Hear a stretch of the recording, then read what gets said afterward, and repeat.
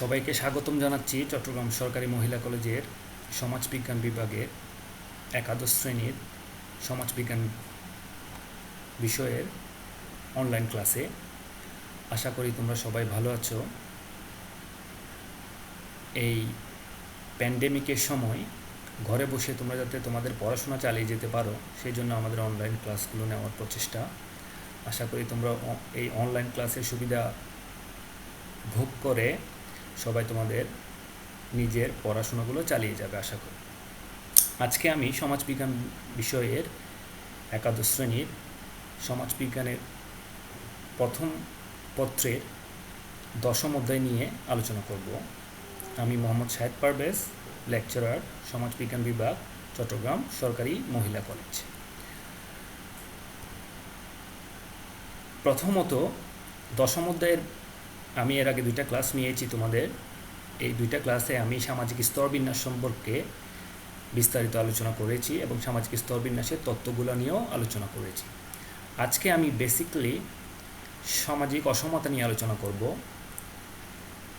সামাজিক অসমতা হচ্ছে সামাজিক স্তরবিন্যাসেরই একটি ফলাফল, যেটা আজকের আমাদের আলোচ্য বিষয়। আজকে আমি যে বিষয়গুলো নিয়ে আলোচনা করব সেই বিষয়গুলো হচ্ছে, প্রথমত এক হচ্ছে সামাজিক অসমতার ধারণা সম্পর্কে জানবো আমরা।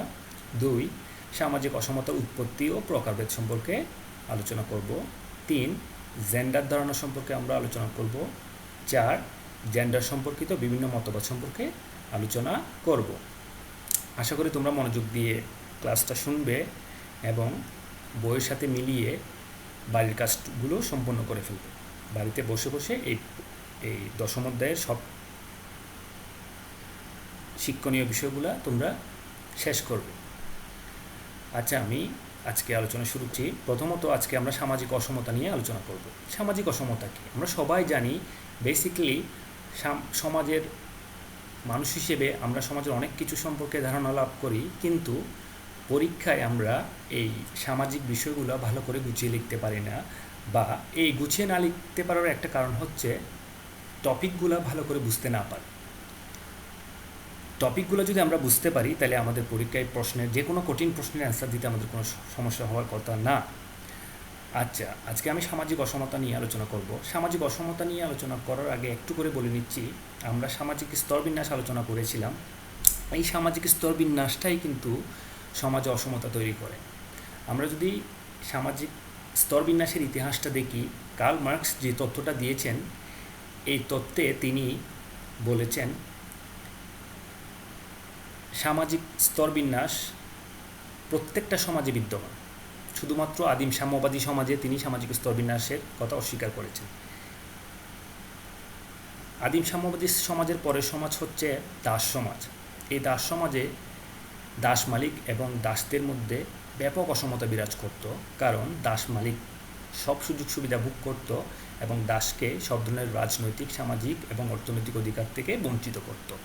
এর ফলে ওই সমাজটা ছিল অত্যন্ত অসমতার উপর ভিত্তি করে প্রতিষ্ঠিত একটা সমাজ। তার পরবর্তী সমাজ হচ্ছে সামন্তবাদী সমাজ। এই সমাজও আমরা দেখি সামন্তপ্রভু সকল সুযোগ সুবিধা ভোগ করত এবং ভূমিদাসকে তার প্রাপ্ত অধিকার থেকে বঞ্চিত রাখত। এর ফলেও এই ওই সমাজের, সামন্ত সমাজের চরম অসমতার ফলস্বরূপ এই সমাজেরও একদিন পতন ঘটে এবং পুঁজিবাদী সমাজের জন্ম হয়। এই পুঁজিবাদী সমাজেও চরম সামাজিক অসমতা বিরাজ করে। আমরা যদি পুঁজিবাদী সমাজের স্ট্রাকচারটা দেখি, যেমন এই সমাজের বেসিকলি মোস্ট ইম্পর্টেন্ট দুইটা ক্লাস হচ্ছে বুর্জুয়া এবং সর্বহারা বা শ্রমিক শ্রেণী। এই বুর্জুয়া বা ক্যাপিটালিস্টরা সমাজের সবচেয়ে বেশি সুযোগ সুবিধা ভোগকারী একটা শ্রেণী, এবং শ্রমিক শ্রেণীরা হচ্ছে এই বুর্জুয়াদের সমস্ত সম্পদের যোগানদাতা, কিন্তু তারা সমস্ত অধিকার থেকে বঞ্চিত একটা শ্রেণী। এর ফলে এই সমাজে বুর্জুয়া যারা রয়েছে তারা হচ্ছে সমাজের উঁচু শ্রেণীতে অবস্থান করে, এবং যারা শ্রমিক শ্রেণী তারা সমাজের নিচু শ্রেণীতে অবস্থান করে। দুই শ্রেণীর মাঝে একটা বিশাল অসমতার দেওয়াল তৈরি হয়ে গেছে, যেটা আমাদের সমাজের বা একটা সমাজের উন্নয়নের ক্ষেত্রে কখনোই সহযোগিতা করবে বলে মনে করা যায় না। আচ্ছা, সামাজিক অসমতা কি? তাহলে আমরা প্রথমে একটু ধারণা নিয়ে দেখি। সামাজিক অসমতার অর্থ হচ্ছে মর্যাদা, ক্ষমতা, সম্পদ ইত্যাদির অসম বন্টন। অসম বন্টন মানে এই পৃথিবীতে যত সম্পদ আছে সব সম্পদের মালিকানা যদি আমরা হিসাব করি, এক রিপোর্ট অনুসারে পৃথিবীর 90% সম্পত্তির মালিকানা হচ্ছে পৃথিবীর 10% মানুষের উপর। এই সম্পত্তি, মর্যাদা এবং ক্ষমতাগুলো যখন অসমভাবে সমাজের মানুষের মধ্যে বণ্টিত হবে, তখন এটা সমাজে এক ধরনের অসমতা তৈরি করবে, যেটা সামাজিক অসমতার মূল কথা। তাহলে সামাজিক অসমতার অর্থ দাঁড়াচ্ছে, যদি মর্যাদা, ক্ষমতা এবং সম্পদের অসম বন্টন হয় সমাজের মানুষের মধ্যে, তখন এটা সমাজের অসমতা হিসেবে পরিগণিত হবে। যেমন এক্সাম্পল, মর্যাদার কথা ধরি আমরা। আমাদের সমাজে সব মানুষ সমান মর্যাদা পায় না, কেউ অনেক বেশি মর্যাদা পায়, আবার কেউ একেবারেই মর্যাদা পায় না। তাহলে যে বেশি মর্যাদা পাচ্ছে আর যে বেশি একেবারেই মর্যাদা পায় না, তার মধ্যে একটা অসমতা বিরাজ করছে। আবার সক্ষমতা, এই ক্ষমতার ক্ষেত্রে তো আমরা প্রায় দেখি যাদের ক্ষমতা আছে আমাদের দেশে তারাই সবচেয়ে বেশি সুযোগ সুবিধা ভোগ করে। ইভেন অনেক সময় ক্ষমতাবানরা আমাদের দেশে অপরাধ করেও পার পেয়ে যায়, আর অন্যদিকে যাদের ক্ষমতা নাই তারা অনেক বিড়ম্বনার শিকার হয়। তাহলে এই যে ক্ষমতার দিক দিয়ে যে অসমতা, এটা সমাজের মানুষকে এক ধরনের বৈষম্যের শিকার করছে। যারা ক্ষমতাবান তারা সব কিছু ভোগ করতে পারছে, আর অন্যদিকে যারা ক্ষমতা নাই, ক্ষমতাহীন, তারা কোনো ধরনের সুযোগ সুবিধা ভোগ করতে পারছে না। আর একটা হচ্ছে সম্পদ। আমাদের দেশে যাদের সম্পদ, আমাদের দেশে না শুধু পৃথিবীর সব জায়গায় যাদের সম্পদ বেশি, তারা বেশি সুযোগ সুবিধা ভোগ করে। কারণ সম্পদ এই পৃথিবীতে প্রত্যেক কিছুর জন্যই সম্পদের অপরিহার্যতা একান্ত আবশ্যক। যার বেশি সম্পদ সে বেশি সুযোগ সুবিধা ভোগ করবে, এটাই স্বাভাবিক। এই জন্য এই সম্পদের তারতম্যের উপর ভিত্তি করে আমরা সমাজের মানুষকে কিছু শ্রেণীতে ভাগ করে, যেমন যার সম্পদ বেশি তাকে আমরা বলি যে উঁচু শ্রেণী বা উচ্চবিত্ত, আবার যাদের একটু সম্পত্তি কম তাদেরকে আমরা বলি মধ্যবিত্ত, আর যাদের সম্পদ একেবারেই কম তাদেরকে আমরা বলি নিম্নবিত্ত। এই তিনটি শব্দের উপর ভিত্তি করে আমরা সামাজিক অসমতাটা নির্ধারণ করতে পারবো। এই তিনটি ইম্পর্টেন্ট শব্দ হচ্ছে, একটা হচ্ছে মর্যাদা, আর একটা হচ্ছে ক্ষমতা, আর একটা হচ্ছে সম্পদ। এর বাইরেও অনেক কিছু আছে যেগুলো আমরা আলোচনা করব। আচ্ছা, ইংরেজিতে একটা ডেফিনেশন আছে, তোমরা দেখো, social inequality exist when some people have a greater share of power, wealth or prestige than other people। অর্থাৎ বলছে সামাজিক অসমতা তখনই বিরাজ করবে যখন কিছু মানুষের পাওয়ার, ক্ষমতা, ওয়েলথ, সম্পদ এবং মর্যাদা অন্য মানুষের চেয়ে যখন অনেক বেশি থাকবে, তখন সমাজে একটা অসমতা তৈরি হবে। এই অসমতার নাম হচ্ছে সামাজিক অসমতা। ইউনাইটেড নেশনস অর্থাৎ জাতিসংঘ সামাজিক অসমতাকে সংজ্ঞায়িত করেছে এভাবে: inequality is the state of not being equal, specially in status, rights and opportunities. এখানে একটু ভিন্নভাবে ব্যাখ্যা করা হয়েছে, তোমরা একটু মনোযোগ দিয়ে দেখো। Inequality is the state of not being equal, অর্থাৎ তুমি যখন কারোর সাথে সমান হবে না, কারো মানে কিসের ক্ষেত্রে, কী কী ক্ষেত্রে? স্পেশালি ইন স্টেটাস, মর্যাদার ক্ষেত্রে, অধিকার, রাইটস এবং সুযোগ সুবিধার, অপরচুনিটিস এবং সুযোগ সুবিধার ভিত্তিতে যখন তুমি আরেকজনের সমান হবে না, আরেকজন থেকে পিছিয়ে পড়বে, তখন সেটা হচ্ছে সামাজিক অসমতা। এজন্য মর্যাদা, অধিকার এবং সুযোগ সুবিধার উপর ভিত্তি করে মানুষের মধ্যে যে ভিন্নতা কাজ করে, যে অবস্থান বিরাজ করে, সেটার নাম হচ্ছে সামাজিক অসমতা।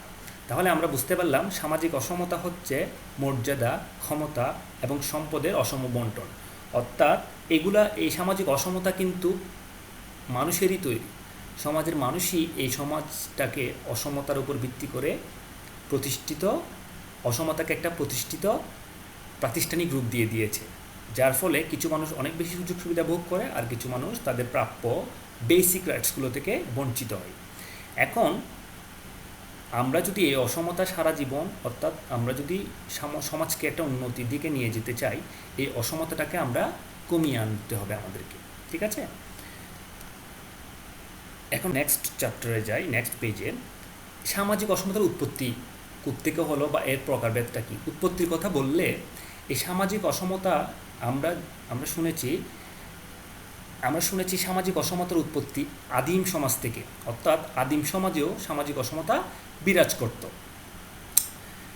কার্ল মার্কস যদিও অস্বীকার করেছেন আদিম সাম্যবাদী সমাজে, তিনি বলেছেন কোনো সামাজিক অসমতা ছিল না, কারণ ওই সময় মানুষ শিকার করে খেত এবং সবার মাঝে ভাগ বাটোয়ারা করে তাদের মধ্যে ভাগ বাটোয়ারা করে সব মানে শিকারকৃত বস্তুকে ভাগ বাটোয়ারা করে সবাই মিলে খেত এবং না হলে উপোস থাকত।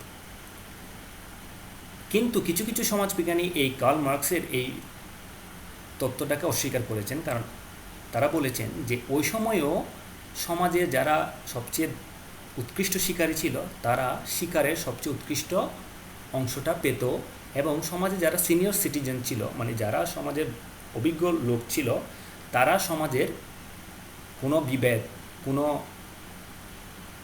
সমস্যা হলে এই সমস্যাগুলো সমাধান করত ওই অভিজ্ঞ মানুষটাই। তাহলে দেখা যাচ্ছে ওই সমাজেও কিছু না কিছু অসমতা বিরাজ করত। তাহলে বলা যায় সামাজিক অসমতার উৎপত্তির কথা যদি আমরা বলি, মানুষের উৎপত্তির সাথে সাথে আসলে সমাজের অসমতার উৎপত্তি হয়ে গেছে এবং এটা এখনও সামাজিক অসমতার এখনও এটা বিরাজমান, এবং পৃথিবীতে যেই সমাজ যত বেশি উন্নতি করছে সেই সমাজ তত বেশি অসমতা কমানোর জন্য চেষ্টা করছে। তাহলে আমরা বুঝতে পারি সমাজের উন্নয়নের সাথে এই অসমতার একটা বিশাল সম্পর্ক আছে। আচ্ছা, সামাজিক অসমতার জন্য দায়ী প্রধানত দুইটি উপাদান, একটা হচ্ছে জৈবিক উপাদান বায়োলজিক্যাল, আর একটা হচ্ছে সামাজিক সোশ্যাল। জৈবিক উপাদানগুলোর মধ্যে কিছু ফ্যাক্টর আছে যেগুলো তোমরা দেখতে পাচ্ছ, একটা হচ্ছে মহিলা পুরুষ ভেদ, দুইটার নাম্বার হচ্ছে বয়স বা এজ, জাতিবর্ণ কাস্ট, নরগোষ্ঠী রেস, বংশমর্যাদা র্যাঙ্ক। আচ্ছা, প্রথমত আমরা শর্টলি আলোচনা করব মহিলা পুরুষ ভেদ। আমরা প্রায় জানি যে আমাদের সমাজে আমরা যদি আমাদের সমাজে দেখি তাহলে মহিলা এবং পুরুষরা সমান সুযোগ সুবিধা বা সমান অধিকার পায় না, কারণ আমাদের সমাজ হচ্ছে পুরুষতান্ত্রিক সমাজ। এই সমাজে পুরুষরা বেশিরভাগ ক্ষেত্রে ডমিনেট করে, অর্থাৎ সমাজের একদম রাজনীতি অর্থনীতি সংস্কৃতি সব দিক দিয়ে দেখা যায় পুরুষদের আধিপত্য।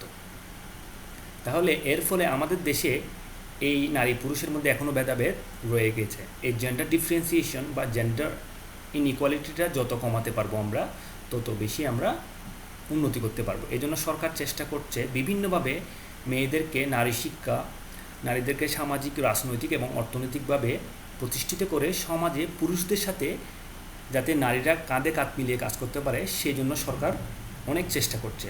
যেমন আজ থেকে 20 বছর আগে এবং এখন নারী পুরুষ শিক্ষিতের হার অনেক পরিবর্তন হয়ে গেছে। এখন মেয়েরা সব জায়গায় তাদের কম্পিটেন্স বা স্কিল শো আপ করছে, কারণ তারা ইকুয়ালি কোয়ালিফাইড সমাজের সমান অধিকার পাওয়ার জন্য। তোমরা যদি দেখবে প্রত্যেক ক্ষেত্রে আমাদের দেশে এখন নারী পুরুষরা সমান পারফরমেন্স করতেছে, মানে ওরা চেষ্টা করছে নারী পুরুষ সমতা তৈরি করতে। আশা করি আমরা এমন একদিন আসবে যেদিন নারী পুরুষ আর কোনো ভেদাভেদ থাকবে না আমাদের দেশে। আরেকটা হচ্ছে বয়সের কারণে কিন্তু অসমতা বিরাজ করে। যেমন আমরা প্রায় শুনি যে বয়স্ক মানুষকে আমরা তেমন পাত্তা দিতে চাই না আমাদের সমাজে, আবার ছোটো শিশুদেরকেও আমরা তেমন গুরুত্ব দিতে চাই না, কারণ আমরা বয়স্কদের ক্ষেত্রে বলি যে এরা বয়স হয়ে গেছে আর কী ভাববে এরা। কিন্তু তোমরা জানো না যে এই বয়স্ক মানুষরাই কিন্তু সবচেয়ে অভিজ্ঞ। এই অভিজ্ঞ মানুষরাই কিন্তু আমাদেরকে সঠিক পথ নির্দেশ করতে পারে। জাপানের হিস্ট্রি তোমরা জানলে দেখবে জাপানে বৃদ্ধ মানুষকে সবচেয়ে বেশি সম্মান দেওয়া হয়, তাদেরকে বলা হয় সিনিয়র সিটিজেন। একমাত্র বৃদ্ধ মানুষ এবং শিক্ষকরা সমাজের প্রত্যেক ক্ষেত্রে সম্মান এবং মর্যাদা বেশি ভোগ করে। এর ফলে তোমরা যদি দেখো জাপান হচ্ছে পৃথিবীর অন্যতম সুপিরিয়র একটা ধনী দেশ। আবার আমরা ছোটো শিশুদেরকে মনে করি যে আসলে তারা তেমন গুরুত্বপূর্ণ না, কিন্তু আসলে না। এক সময় এই প্রথাটা প্রচলিত ছিল, কিন্তু এখন আমরা মনে করি যে ছোটো শিশুদেরকেও আমাদেরকে বৈষম্যের শিকার করা যাবে না, তাহলে তাদের সাইকোলজিক্যাল বিভিন্ন সমস্যা হতে পারে বড় হলে। অর্থাৎ আমাদেরকে ছোটো শিশুদের কথাও শুনতে হবে, তাদের পছন্দকে গুরুত্ব দিতে হবে, তাহলে সমাজের মধ্যে অসমতাটা কমে আসবে। আরেকটা উপাদান হচ্ছে জাতিবর্ণ, অর্থাৎ জাতিবর্ণ প্রথা সম্পর্কে আমরা সবাই জানি এটা অনেকটাই ঐতিহ্যগতভাবে প্রতিষ্ঠিত, অর্থাৎ জন্মসূত্রে কোনো মানুষের সামাজিক মর্যাদা যদি নির্ধারিত হয় তখন সেটাকে জাতিবর্ণ প্রথা বলা হয়। এটা একটা প্রাচীন হিন্দু সমাজের একটা সংস্কৃতির একটা অংশ যে এই সমাজে ব্রাহ্মণ, ক্ষত্রিয়, বৈশ্য এবং শূদ্র 4টা ভাগে ভাগ। এই সমাজে ব্রাহ্মণরা সবচেয়ে বেশি সুযোগ সুবিধা পায় এবং শূদ্ররা সবচেয়ে কম সুযোগ সুবিধা পায়। এর ফলে ভারতীয় সমাজ দীর্ঘদিন ধরে পরিবর্তন সাধন করতে পারেনি, অর্থাৎ উন্নতি করতে পারেনি। বর্তমান যুগে এই জাতিবর্ণ প্রথার প্রভাব আস্তে আস্তে কমে আসছে। এখন ব্রাহ্মণ, ক্ষত্রিয়, বৈশ্য, শূদ্র এই সমস্ত ভেদাভেদ কমে যাচ্ছে। মানুষ শিক্ষাগত যোগ্যতা দিয়ে একজন ব্রাহ্মণের চেয়ে একজন শূদ্রঘরের সন্তান এখন বেশি প্রতিষ্ঠিত হতে পারছে যদি সে যোগ্যতা অর্জন করতে পারে। অর্থাৎ প্রত্যেক কিছুর ক্ষেত্রে একজন মানুষের ব্যক্তিগত যোগ্যতা বা অ্যাচিভমেন্টটাকে এখন সমাজে সবচেয়ে বেশি গুরুত্ব দেওয়া হয়, কারণ এই সমাজ এখন পারফরমেন্সের উপর ভিত্তি করে মানুষকে মূল্যায়ন করে, পারিবারিক সূত্রে, পারিবারিক ঐতিহ্যগতভাবে না। এর ফলে এই বর্তমান সমাজ হচ্ছে জাতিবর্ণভিত্তিক বৈষম্য প্রথা থেকে বের হয়ে আধুনিক চিন্তাভাবনার একটা সমাজে পরিণত হচ্ছে, যেটা সমাজের অসমতা কমার ক্ষেত্রে অনেক বেশি সহযোগিতা করে থাকে। আরটা হচ্ছে রেস, নরগোষ্ঠী। আমরা মানুষের এক সময়, তোমরা যদি দেখো, নরগোষ্ঠীগত দিক দিয়েও কিন্তু আমরা মানুষকে ভেদাভেদ করি, বৈষম্যের শিকার করি। যেমন আমেরিকাতে কালোদেরকে একসময় ভোটাধিকারও ছিল না, তারা সমাজে সবচেয়ে নিম্ন শ্রেণীর কাজগুলো করত, সমাজে কোনো রাজনৈতিক, অর্থনৈতিক, সামাজিক অধিকার তাদের ছিল না। কিন্তু পরবর্তীতে তাদের শুধুমাত্র স্কিন কালো বলে তাদেরকে সব সুযোগ সুবিধা থেকে বঞ্চিত করা হতো। কিন্তু পরবর্তীতে এই সমস্ত চিন্তাভাবনার পরিবর্তন আসে। মানুষ বুঝতে পারে যে মানুষের স্কিন, হাইট এগুলা দিয়ে মানুষকে বৈষম্য করা উচিত না, কারণ এগুলো কোনো ফ্যাক্টরি, এগুলো সমাজের একজন মানুষের যোগ্যতা অর্জনের ক্ষেত্রে, সাকসেসফুল হওয়ার ক্ষেত্রে বড় কোনো ফ্যাক্টরি হিসেবে কাজ করে না। আমাদের সমাজে দেখবে এখনও কালো সাদার মধ্যে একটা তফাৎ রয়ে গেছে। কেউ বিয়ে করতে গেলে আমাদের সমাজে দেখবে যে ফর্সা মেয়ে খুঁজে, কারণ আমরা মনে করি যে ফর্সা মানে ক্লিন। আসলে এটা একেবারেই ভুল একটা পারসেপশন। কারণ আমরা যদি কোনো মানুষকে তার গায়ের বর্ণ, উচ্চতা এগুলোর ভিত্তিতে তাকে বৈষম্যের শিকার করি, তাকে বঞ্চিত করি, এটা এক ধরনের বিশাল প্রভাব ফেলবে সমাজের উপর, যেটা নেতিবাচক প্রভাব বলা যেতে পারে। কারণ প্রত্যেক মানুষকেই ঈশ্বর তৈরি করেছেন এবং প্রত্যেক মানুষ তার নিজের চারিত্রিক বৈশিষ্ট্য, নিজের শারীরিক বৈশিষ্ট্য দিয়ে নিজে ভিন্ন এবং সুন্দর। সো আমরা এই নরগোষ্ঠীগত যে একটা বৈষম্য আছে সমাজে, অসমতা আছে, এই অসমতাটা দূর করার চেষ্টা করব, কারণ এটা সমাজের মধ্যে বিশাল একটা নেতিবাচক প্রভাব ফেলে। আর এটা হচ্ছে বংশমর্যাদা। আমরা দেখি যে আমাদের সমাজে তালুকদার, চৌধুরী, তারপরে আরও বিভিন্ন ধরনের গোষ্ঠীগত মর্যাদা আমরা প্রায় দেখি, যেটা সমাজের মানুষ ভোগ করার চেষ্টা করে। এই বংশমর্যাদাটা, আসলে বংশমর্যাদা বিষয়টা আধুনিক সমাজের জন্য একেবারেই প্রযোজ্য না। বংশমর্যাদা দিয়ে কাউকে আলাদাভাবে মূল্যায়ন করা একেবারেই বোকামি, যেটা সমাজের মধ্যে একটা অসমতা তৈরি করে।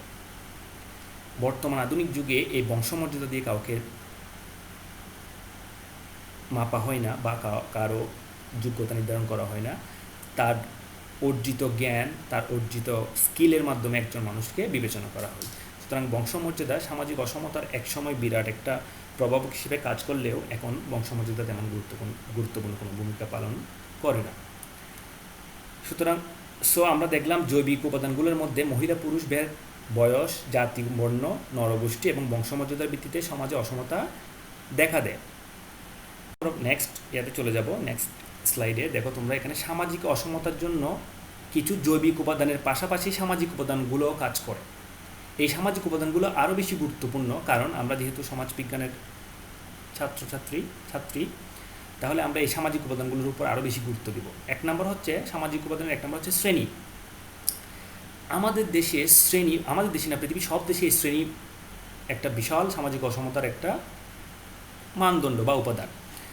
আমাদের দেশে যেমন উচ্চ শ্রেণী আছে, মধ্যবিত্ত শ্রেণী আছে, নিম্ন শ্রেণী আছে। উচ্চ শ্রেণীরা যাদের অনেক টাকা পয়সা বা ক্ষমতা, তারা সমাজের বেশিরভাগ সুযোগ সুবিধা একচ্ছত্রভাবে ভোগ করে। এর ফলে সমাজের যে নিম্ন শ্রেণীর মানুষ আছে তারা বেশিরভাগ সুযোগ সুবিধা থেকে বঞ্চিত হয়। এই সমাজের মানুষকে বিভিন্ন শ্রেণীতে ভাগ করে তাদেরকে যখন তাদের প্রাপ্ত অধিকার থেকে বঞ্চিত করা হয়, এই জন্য এই শ্রেণী নামক কথাটা বা শ্রেণী উপাদানটি সমাজের মানুষ তৈরি করেছে দীর্ঘদিন ধরে। এই শ্রেণীটাই হচ্ছে সামাজিক অসমতার একটা বিশাল উপাদান, কারণ এটাই মানুষকে বৈষম্যের স্বীকার করে, অসমতা স্বীকার করে। যে সমাজে যত বেশি শ্রেণীবিন্যাস কম, সেই সমাজ তত বেশি উন্নত।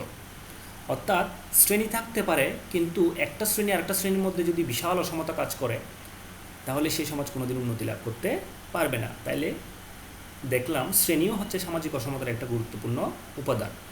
2 নম্বর হচ্ছে ক্ষমতা। সামাজিক আরেকটি গুরুত্বপূর্ণ উপাদান হচ্ছে ক্ষমতা। আমাদের দেশে যাদের ক্ষমতা বেশি তারা সবচেয়ে বেশি সুযোগ সুবিধা, সব ক্ষেত্রে তাদের আধিপত্য।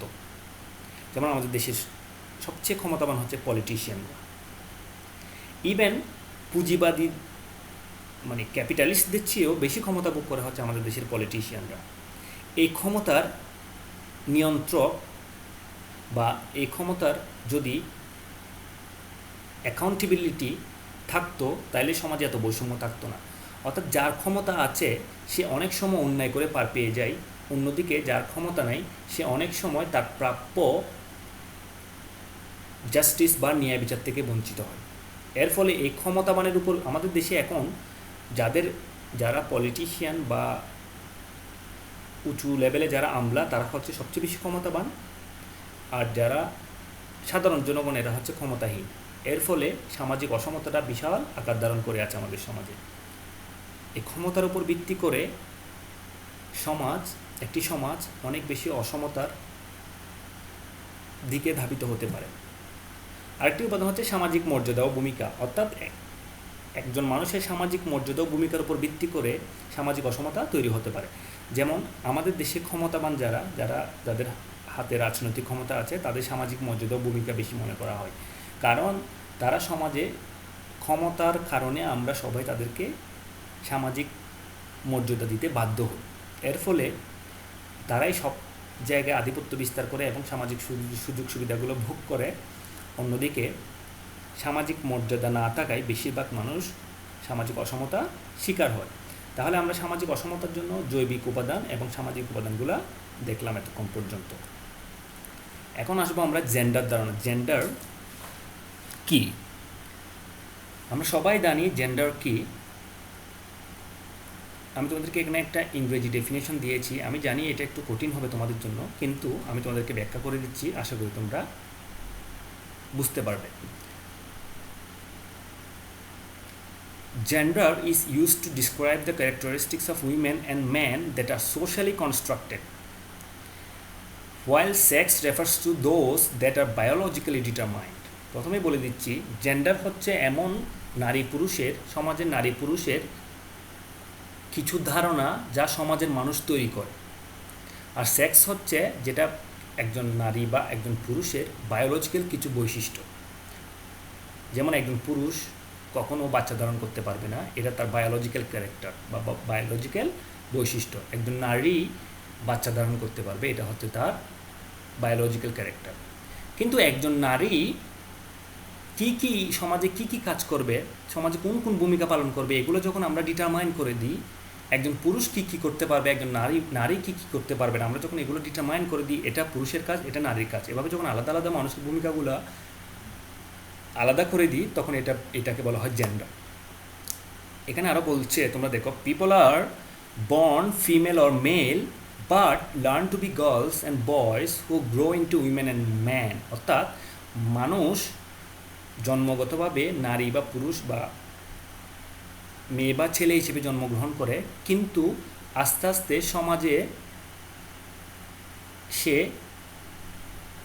নারী, মেয়ে এবং ছেলে হিসেবে গ্রহণ করে, কিন্তু আস্তে আস্তে সেই সমাজে নারী এবং পুরুষ হিসেবে বেড়ে ওঠে। অর্থাৎ এই নারী পুরুষটা হচ্ছে নারী কি করবে, নারী পুরুষ কি করবে, এই যে ধারণা আমাদের, এটা পাল্টে যায় আস্তে আস্তে। যখন নারী পুরুষ বড় হতে থাকে, ছেলে মেয়ে যখন বড় হতে থাকে, তখন তারা নারী পুরুষে পরিণত হয় এবং তাদের ভূমিকাগুলো পরিবর্তন হতে থাকে। এই পরিবর্তন হওয়া অর্থাৎ নারী পুরুষটা ভিন্ন ভিন্ন কী কী ভূমিকা পালন করবে এগুলো যখন আমরা ডিটারমাইন করে দিব তখন এটাকে বলা হয় জেন্ডার। আমি পরের স্লাইডে তোমাদেরকে আরও সুন্দর করে ডেফিনিশনটা বুঝাবো।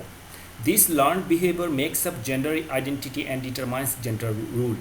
অর্থাৎ এভাবে নারী পুরুষরা ছেলেমেয়েরা যে আচরণগুলো শিখে এগুলো হচ্ছে জেন্ডার মানে জেন্ডার আইডেন্টিটি তৈরি করার ক্ষেত্রে গুরুত্বপূর্ণ ভূমিকা পালন করে। তোমরা এই স্লাইডে দেখো এখানে সেক্স এবং জেন্ডারের মধ্যে একটা পার্থক্য আছে। এটা বুঝতে পারলে তোমরা জেন্ডার এবং সেক্সের মধ্যে তফাৎ বুঝতে পারবে এবং জেন্ডার কি ভালোভাবে বুঝতে পারবে। প্রথমে আমরা আলোচনা করি সেক্স কি। Sex is the biological difference between male and female or man and women. অর্থাৎ আমি একটু আগেই বলেছি আমরা যখন বলি আমাদের বায়োলজিক্যাল ডিফারেন্স এটা হচ্ছে সেক্স। আমরা অনেক সময় জিজ্ঞেস করি তোমার সেক্স কি, আমরা ছেলে হলে বলি যে মেল, মেয়ে হলে বলি যে ফিমেল। অর্থাৎ আমাদের বায়োলজিক্যাল বৈশিষ্ট্যগুলো আলাদা আলাদা, সেজন্য আমরা সেক্সের ক্ষেত্রে সেক্স যখন বলবে তখন আমরা বলবো যে মেল অথবা ফিমেল। কিন্তু জেন্ডার হচ্ছে কি দেখো, gender is the social difference between male and female or man and women. সামাজিক একটা ভিন্নতা, নারী পুরুষদের মধ্যে সমাজ যে ভিন্নতাটা তৈরি করে সেটা হচ্ছে জেন্ডার। এবার তোমরা বাংলা ডেফিনেশনগুলো একটু দেখো, যদি দেখো তোমরা ইজিলি বুঝতে পারবে। সামাজিক কার্যাবলী ও ভূমিকা পালনের ক্ষেত্রে নারী ও পুরুষের মধ্যে যে পার্থক্য দেখা যায় তাকে জেন্ডার বলা হয়। অর্থাৎ একজন নারী বা একজন পুরুষ সমাজে যে কাজগুলো করে এবং যে ভূমিকা পালন করে এই ভূমিকার ক্ষেত্রে পার্থক্য দেখা যায়, এই পার্থক্যগুলোকে বলা হয় জেন্ডার। নিচের ডেফিনেশনটা দেখো, 2 নম্বর ডেফিনেশন। সামাজিক সংগঠন ও প্রতিষ্ঠানগুলোর মধ্যে নারী পুরুষের জন্য ভিন্ন ভিন্ন অবস্থান নির্ধারণ করে দেওয়ার প্রক্রিয়াকে জেন্ডার বলে। অর্থাৎ আমাদের সমাজে এই সংগঠন বা প্রতিষ্ঠানগুলো রয়েছে, এই প্রতিষ্ঠানগুলোতে যেমন ধরো আমাদের মুসলিমদের কথা যদি বলি, মসজিদ, আমাদের দেশে মসজিদগুলোতে মেয়েরা গিয়ে নামাজ পড়তে পারে না, সব মসজিদে, কিছু কিছু মসজিদে পারে। অর্থাৎ এখানে মনে করা হয় যে নারীরা ঘরে নামাজ পড়বে, মসজিদে না। এটা একটা ভিন্ন ভূমিকা, এই ভিন্ন ভূমিকাটা হচ্ছে জেন্ডার। আবার দেখো আমরা বলি যে আমরা নারীদেরকে রাতের বেলায় ঘর থেকে বের হতে দিই না, আমরা বলি যে নারীরা রাতের বেলায় বের হওয়া নিরাপদ না। অর্থাৎ তাদের ভূমিকা, তাদের কার্যাবলীকে আমরা বাধাগ্রস্ত করছি। কিন্তু একজন পুরুষ যে কোনো সময় রাতে বের হয়ে যেতে পারে, সে যেখানে ইচ্ছে যেতে পারে, কিন্তু একজন নারীকে আমরা বের হতে দিতে চাই না, পরিবারের সবাই নিরাপত্তা বোধ করি না। অর্থাৎ আমরা মনে করি নারীরা বের হলে নিরাপদ না, তখন আমরা এই যে নারীর জন্য যে আলাদা একটা ভূমিকা তৈরি করছি, এটা হচ্ছে জেন্ডার ধারণা। যেমন আমরা অনেকে দেখি যে হাজব্যান্ড শিক্ষিত এবং ওয়াইফও শিক্ষিত, কিন্তু হাজব্যান্ড ওয়াইফকে চাকরি করতে দিতে চায় না। কেননা কিছু কিছু হাজব্যান্ড মনে করে যে নারীরা ঘরের কাজগুলো করবে, বাইরের কাজ তাদের জন্য করা উচিত না। এটা অনেক হাজব্যান্ডই মনে করে, কিন্তু এর সংখ্যা, শিক্ষিত সমাজের সংখ্যা বাড়ার সাথে সাথে, শিক্ষার হার বাড়ার সাথে সাথে এই ধারণাটা কমে আসতেছে। তবে এটা এখনও সমাজে কিছু কিছু মানুষ এখনও মনে করে যে নারীদেরকে চাকরি করতে দেওয়া উচিত না।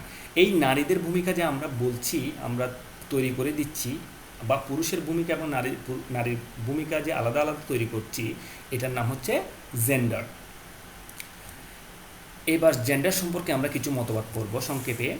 জেন্ডার সম্পর্কে কিছু মতবাদ পড়ার আগে তোমাদেরকে আমি নারীবাদ কি সংক্ষেপে বলে নিচ্ছি। নারীবাদ হচ্ছে কিছু শিক্ষিত অ্যাডভান্সড নারীরা নারীদের অধিকার প্রতিষ্ঠার জন্য কিছু মতবাদ তৈরি করছে। অর্থাৎ সমাজে নারী পুরুষ সমতা তৈরি করার জন্য তারা তাদের মতবাদগুলো যখন প্রদান করে, তাদের চিন্তা ভাবনাগুলো যখন লিখে প্রকাশ করে, প্রতিষ্ঠা করে, তখন সেটাকে নারীবাদ বলা হয়। অর্থাৎ নারীরা তাদের অধিকার প্রতিষ্ঠার জন্য যে আন্দোলন করে যাচ্ছে, এই আন্দোলনের প্রাতিষ্ঠানিক স্বীকৃত রূপ হচ্ছে, তাত্ত্বিক রূপ হচ্ছে নারীবাদ। এই নারীবাদদের মধ্যে আমাদের সমাজের মানুষের যেমন শ্রেণী আছে, নারীবাদী তাত্ত্বিকদের মধ্যেও কিছু তত্ত্বগত ভিন্নতা আছে। যেমন প্রথমত উত্তর আধুনিকতাবাদী নারীবাদ যারা সমর্থন করে, এদের মতে সমাজের কোনো কিছুই চিরন্তন নয় এবং স্থায়ী নয়। নারী পুরুষের যে একটা গভীর সম্পর্ক রয়েছে তার জেন্ডার বলে চিহ্নিত করা হয়। আসলে এটা সামাজিক সৃষ্টি। এর কারণে নারী প্রাতিষ্ঠানিক এবং অপ্রাতিষ্ঠানিক বহু সুযোগ সুবিধা থেকে বঞ্চিত। উত্তর আধুনিকতাবাদী নারীবাদীরা মনে করেন জেন্ডার চিহ্নিত করার মাধ্যমে যেসব প্রতিবন্ধকতা আছে তাহা পরিবর্তনযোগ্য। অর্থাৎ তারা মনে করে নারীদেরকে জেন্ডার জেন্ডার ভূমিকা প্রদান করার মাধ্যমে নারীদের ভূমিকা আলাদা করে আমরা যে বৈষম্যের শিকার করেছি নারীদেরকে, তা একেবারেই পরিবর্তনযোগ্য এবং তা কোনোভাবেই মেনে নেওয়া যায় না। অর্থাৎ উত্তর আধুনিকতাবাদী নারীবাদীরা মনে করে নারীদের ভূমিকা, সমাজে যে ভূমিকা আছে বর্তমানে, তা একেবারেই পরিবর্তন করে ফেলতে হবে। এই পরিবর্তন করার ফলে সমাজে তাদের ভূমিকার একটা সমতা আসবে। আচ্ছা, চরমপন্থী নারীবাদ যারা বিশ্বাস করে তাদের মতে শ্রেণী, ধর্ম, বর্ণ, সংস্কৃতি ইত্যাদি উপেক্ষা করে নারীদেরকে একটি আলাদা এবং বিচ্ছিন্ন গোষ্ঠী হিসেবে চিহ্নিত করে পরিকল্পিত পদ্ধতি অনুসরণ করে জীবনের প্রতিটি ক্ষেত্রে শোষণ করে। এই নারীবাদের মতে নারীদের ব্যক্তিগত বিষয়ে অন্যদের হস্তক্ষেপ করা যাবে না। এই নারীবাদী নারী ও পুরুষের সমতার পক্ষে কাজ করে। তাদের মতে নারীর প্রজনন প্রক্রিয়ার উপর সম্পূর্ণ নিয়ন্ত্রণ প্রতিষ্ঠা করা প্রয়োজন। অর্থাৎ তারা বলছে যে নারীদেরকে বিভিন্ন ভূমিকা মধ্যে বন্দি করে সমাজের নারীদেরকে তাদের অধিকার থেকে বঞ্চিত করা হচ্ছে, এবং তারা মনে করে নারীর প্রজননের উপর যে ক্ষমতা আছে সেটা একমাত্র নারীদের হাতেই দিতে হবে। অর্থাৎ কোনো পুরুষ প্রজনন প্রক্রিয়ার উপর কোনো পুরুষের আধিপত্য তারা মেনে নিতে চায় না। এই জন্য এদেরকে চরমপন্থী নারীবাদ বলে, কারণ ওরা মনে করে শ্রেণী, বর্ণ, ধর্ম, সংস্কৃতি ইত্যাদি উপেক্ষা করে পুরুষরা নারীদেরকে শোষণ করে থাকে। আরেকটা হচ্ছে কৃষ্ণবাদী নারীবাদ।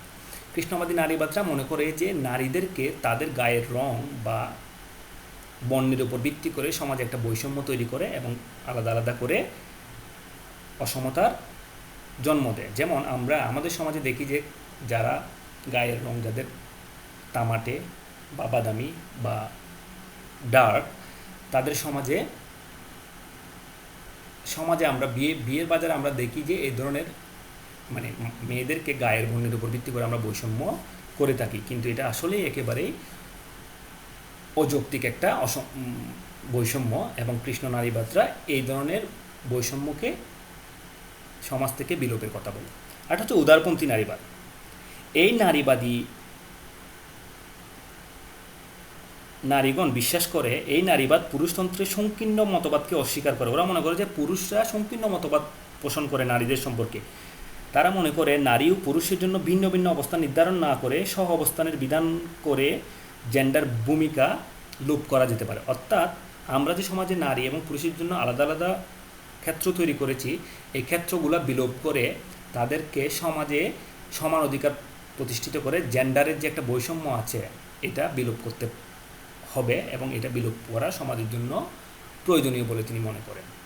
এই ধরনের উদারপন্থী নারীবাদীরা মনে করে। জেন্ডারের ভিত্তিতে যে সামাজিক বৈষম্য তৈরি হয় এটা কি প্রভাব পড়ে আমরা একটু সংক্ষেপে বলে দিচ্ছি। 1 নম্বর হচ্ছে সামাজিক প্রভাব। যেই সমাজের জেন্ডার ইনইকুয়ালিটি বেশি, জেন্ডার অসমতা বেশি, সেই সমাজ তত বেশি পিছিয়ে পড়ে।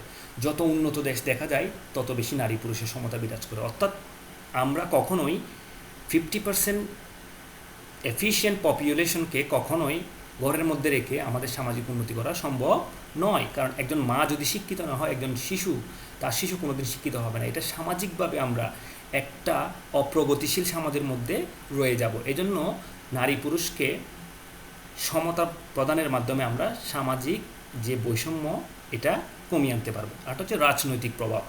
নারীরাও বর্তমান আমাদের দেশে প্রধানমন্ত্রী নারী এবং বিরোধী দলীয় নেত্রীও নারী এবং স্পিকারও নারী, এবং আমরা জানি যে তারা যোগ্যতার সাথে আমাদের দেশ পরিচালনা করছে, যদি অনেক সমালোচনা আছে, কিন্তু আমরা এটা বলতে পারি যে তারাও আমাদের দেশকে,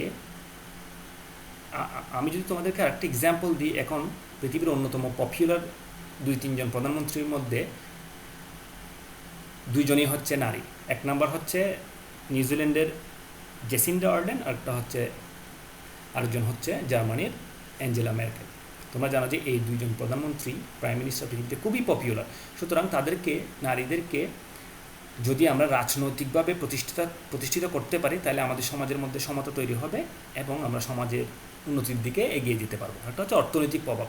নারীরাও যদি আমরা নারী পুরুষ যদি অর্থনৈতিকভাবে সমান অবদান রাখতে পারি, তাহলে ওই অর্থনীতি হবে সবচেয়ে বেশি প্রগতিশীল অর্থনীতি। উন্নত বিশ্বের অর্থনীতি এত বেশি সফল কারণ ওই অর্থনীতিতে নারী পুরুষের সমান অংশগ্রহণ রয়েছে। সুতরাং আমরা বলতে পারবো অর্থনৈতিকভাবে যদি আমরা নারীদেরকে বৈষম্যের শিকার না করি তাহলে আমাদের দেশ উন্নত দেশের কাতারে চলে যাবে। সবশেষে আমি আলোচনা করব বয়স বৈষম্যবাদ। আমরা জানি যে এটা খুব কঠিন কোনো টপিক নয়, কারণ বয়স বৈষম্যবাদ আমরা সবাই জানি। নারী পুরুষ যে এরকম বৈষম্য বিরাজ করে সমাজে, বয়স বৈষম্যবাদ বলেও একটা কথা আছে। এই বয়স বৈষম্যদের সংজ্ঞা আমি তোমাদেরকে বলছি এখান থেকে। বয়স বৈষম্যবাদ বলতে কেবল বয়সের কারণে সমাজের কোনো সদস্যের প্রতি নেতিবাচক ধ্যান ধারণা বা মনোভাব পোষণ করা বা বৈষম্যমূলক আচরণ করাকে বোঝায়। অর্থাৎ বয়সের কারণে আমরা যদি কোনো মানুষকে বৈষম্যের শিকার করি, এটা হবে বয়স বৈষম্যবাদ। আমি কিছু প্রথমেই আলোচনা করার সময় বলেছি আমরা আমাদের বয়স্ক মানুষদেরকেও নেগলেক্ট করার চেষ্টা করি, আবার ছোটো শিশুদেরকেও নেগলেক্ট করার চেষ্টা করি। আমরা মনে করি যে ছোটো শিশুরা কিছু বুঝে না, আবার বড়রা যে মনে করি যে অনেক সময় বেশি বুঝে, আমরা এভাবে ওদেরকে ব্লেম করি। কিন্তু আসলে একটা সমাজের সবচেয়ে দামি জিনিস হচ্ছে অভিজ্ঞতা। অভিজ্ঞতা মানুষকে অনেক এগিয়ে নিতে পারে। এই অভিজ্ঞ মানুষগুলো হচ্ছে আমাদের সিনিয়র সিটিজেন বা বৃদ্ধ মানুষরা বা বয়স্ক মানুষরা। এই মানুষগুলোকে যদি আমরা সমাজে সম্মান দিই, তাদের অভিজ্ঞতাকে কাজে লাগানোর চেষ্টা করি, তাহলে আমরা যারা তরুণ প্রজন্ম আছি তারা অনেক বেশি উপকৃত হব এবং সমাজের মধ্যে একটা ইতিবাচক প্রভাব ফেলবে। ঠিক ছোটো ছোটো যারা আছে তাদের চাহিদা, তাদের চেষ্টা, তাদের আগ্রহকে আমাদের মূল্য দিতে হবে, কারণ তারা আবার আমাদের পরবর্তী লাইফের ভবিষ্যৎ, আমাদের সমাজের ভবিষ্যৎ। এই বৈষম্যবদ্ধ সমাজে নেতিবাচক প্রভাব ফেলে, এটার ভিত্তিতেও সামাজিক বিভিন্ন অসমতা তৈরি হয়। আমরা চেষ্টা করব নারী পুরুষ অসমতার যেভাবে কমানো যায় ঠিক সেইভাবে বৈষম্যবাদও কমিয়ে আনার চেষ্টা করা হবে, যাতে আমরা সমাজের মধ্যে একটা ব্যালেন্সড সমাজ তৈরি করতে পারি। সবাইকে ধন্যবাদ। আশা করি তোমরা সবাই ক্লাসটা এনজয় করেছো। ধন্যবাদ সবাইকে।